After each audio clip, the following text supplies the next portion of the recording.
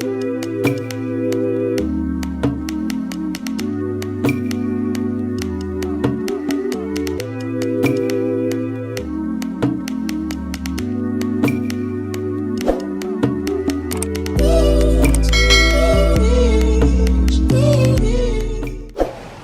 out there, YouTube land, it's your boy Big D, that's me, and I'm back with my review for Season 2 of The Mandalorian, Episode 1, titled The Marshal. Before I start, let me just say, Season 1, really enjoyed it. After Episode 9, I needed some time away from YouTube, and then that which shall not be named hit the entire world, basically. So, I'm now back, and I'm going to be sharing my face and my opinion with you on pretty much anything Star Wars, anything Marvel. I'm gonna try to diversify myself, give you a little bit of everything from it, let you know how I really feel about a lot of these things. So Season 1 of Mandalorian, excellent. Really enjoyed it, really good, really a back to basics show. I feel like with Star Wars and Lucasfilm, they try to go too big, too bombastic without a good plan. You can tell that the creators of Mandalorian really understand Star Wars, really enjoy Star Wars. They love Star Wars. They're like us. They're fans.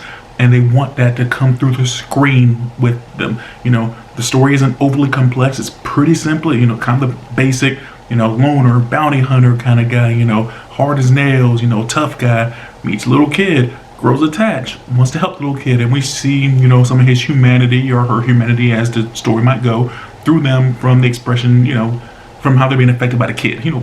This isn't rocket science, but then it doesn't have to be rocket science. Tell a good story with good characters, good action, a good plot, and we're there for it. That's the thing. That's why I don't understand why Hollywood makes it so difficult. We will be different. Let me stop. I'm going too far. Let's rewind this. Let's try this again. Okay. Mandalorian Season 1, excellent, loved it, really loved it. Season 2, let's go. Mandalorian still has a little baby Yoda with him, still really cute, and he's going to try to find more Mandalorians because his mission now is to take little Yoda back to his kind. That's something I definitely want to see. So where does it go? Goes to a fighting pit. Season 2, a couple big pigs beating the crap out of each other with pole axes. Yeah, I'm there for that. That's pretty cool. And the mobster with one big freaking eye decides it's a good idea to try to hold up Mando and steal his armor. That's a very bad idea. I kind of saw it coming. And I was like, yeah, okay, you're probably going to die. Will the Mandalorian kill you? No, he didn't. He didn't kill him. Didn't directly kill him. Look at his words. He said, I promise you will not die by my hand. And it's true, he did not die by his hand. A bunch of his people did. The Mandalorian hog-tied him. Hog-tied him. Fat pigs fighting. Hog-tied him, hung him upside down, said, tell me what you want to know. Thank you for just sharing what you knew. Shot the light and let those little scary shadow creatures kill him. A job well done, I say. Job well done. Good times. Good times. And where is this potential other Mandalorian who can help him? On Tatooine. And that's what I love about Mandalorian as well. Tatooine, second Death Star, they're here, but they're not pandered to. You really feel like this is a lived-in universe. Tatooine's a place. Sometimes you're going to have to go there. The Death Star 2 blew up. It happened, but they're not pandering. They're not showing such an emphasis on it. It's like nostalgia, nostalgia, nostalgia, like Episode 9, nostalgia, nostalgia, nostalgia, love, clap, nostalgia, ooh, ooh, ooh. No, they're not doing that. They're not doing that. These are things that happen. These are events that happen. These are places that, are real in the Star Wars universe, so people will go there. There's no reason to make it more than it is. So he goes to Tatooine, sees a nice lady who I really like with the 3 funny little droids, and he likes droids now, at least a little more than he did before. After one save his life and sacrifice himself, I can understand why his feelings would change. You understand what I'm saying? So he likes droids now. Droid's working on the ship, takes Baby Yoda with him, tries to find this supposed other Mandalorian who can help him with his quest. So goes to his little outskirts of town, finds what he thought was a Mandalorian. And is it a Mandalorian? Nope.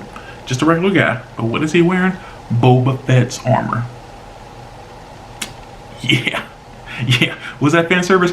A little bit. Was it great? Oh, yeah. There's a right way to do fan service, and this show knows how to do it. When I saw the armor, I was like, the Boba Fett armor. And the best part, we actually got to see the armor being used, and it was awesome. That's the thing. In the original 3 movies, Boba Fett, he looked super awesome, but he didn't do a lot. He fought Luke, lost, and got eaten by Sarlacc.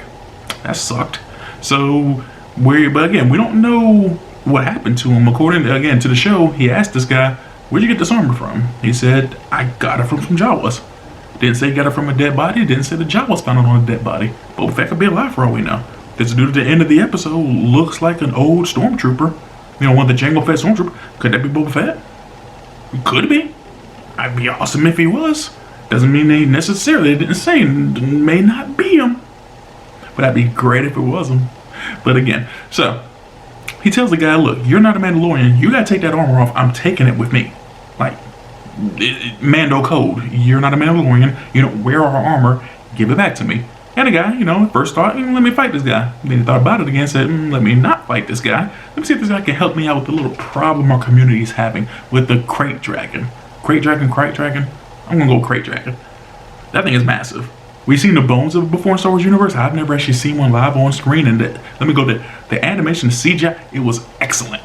Excellent. Practical effects, the fight scenes, the CGI, it was all excellent. I really, really enjoyed it. And this dragon looks very scary. Reminds me a lot of Tremors. You remember them big freaking worms and Tremors underneath the sand or the dirt or whatever come up and chomp you behind? That's what this thing reminds me of. It reminds me of Tremors. That's my first thought when I saw it coming underneath the sand. I'm like, that thing's freaking Tremors. I wonder if they're going to kill it the same way they killed Tremors. Spoiler alert, they do. So, regardless, Mando agrees. You know, because Mando's not as tough as nails. You know, before he probably just shot this guy and said, it's not my problem, give me this armor back. But he wants to help with this guy. He sees this guy as the marshal of this community. He's trying to help. You know, the guy has a relatable story. You know, when the Death Star blew up, Death Star number 2, they specifically say when that blew up, you know, they were happy. The Empire left Tatooine, but what happens in a power vacuum? It's going to get filled, and it was filled by these minor mercenary killer guys, this gang, basically, who wanted to take over. So, what happened? He got out of there before he could get killed, you know, inadvertently stole some valuable crystals, traded it for water, food, and the Mandalorian armor from the Jawas, came back, killed the guys. He's the marshal now. Did he try to take over and rule? No. He's a marshal. He's just a good guy. You know, just a good guy. He got lucky, you know, and he's trying to use what he's got to help people. Awesome. I can get behind this guy. I like this guy. So what happens next? He agrees. He says, if you help me kill this thing that's destroying my community, I like this armor. I like my community more. I really like this guy. I was afraid he was going to die. Thankfully, he didn't. So what happens? Even more, they humanize the Tusken Raiders. Every time we've seen Tusken Raiders, they have not been shown in the best light in Star Wars. Let's be honest. Tusken Raiders have not been shown in a good light. You know, Anakin Skywalker's mother tortured and killed. Luke Skywalker bonked over the head. They're about to torture and kill him too. So Tusken Raiders have not been shown in the best light. But that's only humanizes them a little bit. You know, Mando knows their language. They don't want this crate dragon around either. It's killing them, eating their big woolly mammoth looking things. I think they're called banthas. So let's come together. Had a little bit of a, hey, these two groups don't like each other. You know, all the miners and workers in the community, the Tusken Raiders, you know, they've got friction, let's say. They've got history, let's say, of killing and raiding each other. Understandable. Very understandable. Mando says, it don't matter. If you don't get past all that, y'all gonna die. So did they harp on that? No. They showed a couple scenes where, of course, there's a little bit of distrust, as there would be, but they don't harp on it because these people understand, for the greater good, for the greater purpose, we gotta put aside our differences and kill this thing. So that's exactly what they do. They work together, they plan together, they have a strategy on where this thing sleeps and getting it out and blowing it the heck up and surviving. And I thought it was a pretty good plan, all things considered. I mean, this thing's freaking massive. There's only so much you can do. So what they do exactly that. They work together. They put down charges. You know, they put down mines. They lure it out. They shoot it. They distract it so it gets right over that spot. So Mando and them can blow it up. Does it work? No. But it was a good plan. But it didn't work. Sometimes good plans don't work. So you gotta go to plan 2. What was plan 2? They were improvising as they came up with it.